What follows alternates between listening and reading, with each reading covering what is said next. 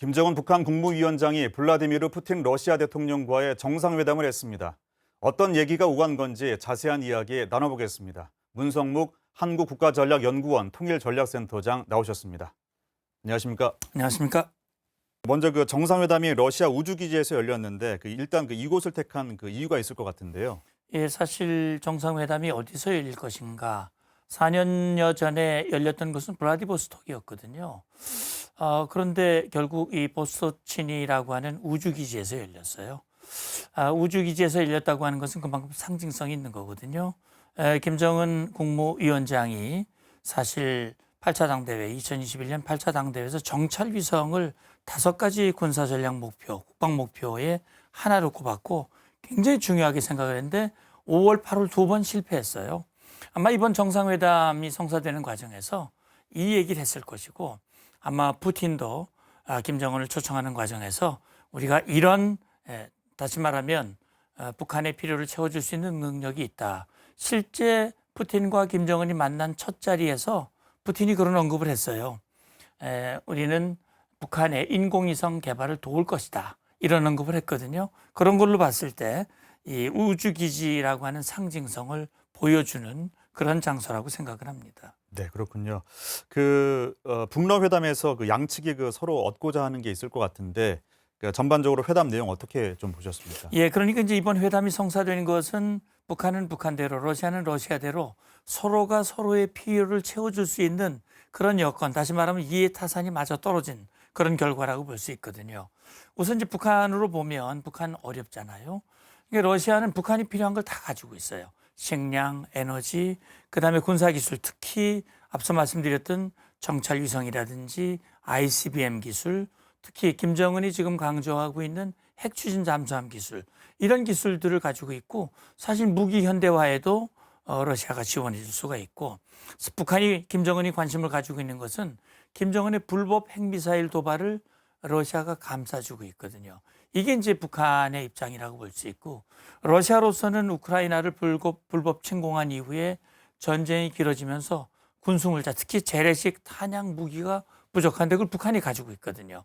이제 푸틴 입장에서는 북한으로부터 재래식 무기 탄약 이런 것들을 지원을 받고 특히 이제 돈바스 지역이라든지 복구를 위해서는 북한의 근로자가 필요해요. 그런 인력들. 그리고 사실 러시아도 외톨이에요. 푸틴도. 그러니까 국제사회에서 이 러시아의 불법 행위를 지지하는 국가가 몇 안 돼요. 그중에 북한이 전적인 지지를 하고 있기 때문에 러시아로서도 그것이 중요한 전략적 지렛대라고 볼 수 있습니다. 네, 이번 정상회담에서 핵심은 무기 거래인데요. 어떤 절차까지 오게 된 겁니까? 무기 거래라고 하는 것은 김정은이 대동하고 있는 수행원 명단을 보면 알 수 있거든요. 리병철이 있고 박정천도 있고요. 그다음에 박태성이라고 하는 우주개발위원회 위원장도 있습니다. 그리고 조춘용이라고 이 재래식 무기, 포탄 무기를 생산하는 책임자도 들어가 있어요.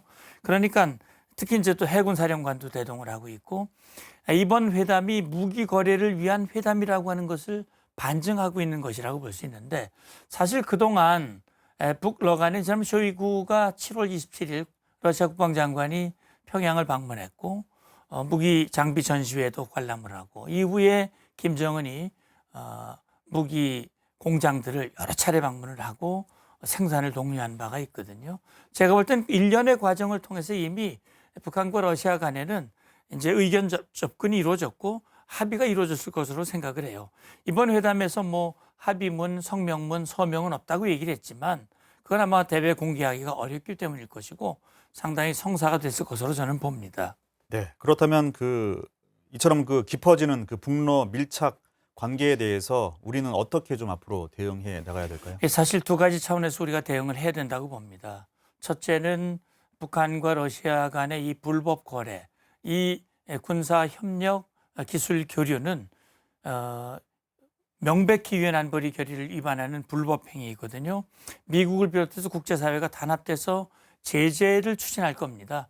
유엔 안보리를 열어서 불법 행위를 규탄하고 그다음에 러시아가 셀프 비토권을 행사하기 때문에 안보리 차원의 제재는 어렵겠지만 국제사회가 제재할 경우 대한민국도 강력하게 제재에 동참을 해서 불법 행위에 대해서는 반드시 대가가 따른다는 것을 보여줘야 됩니다.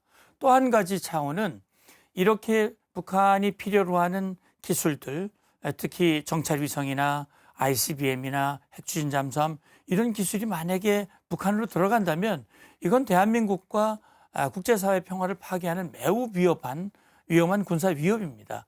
여기에 대한 대응을 한미동맹, 한미일 안보협력, 또 우리 자체적으로도 철저한 군사 대비 태세가 필요하다고 봅니다.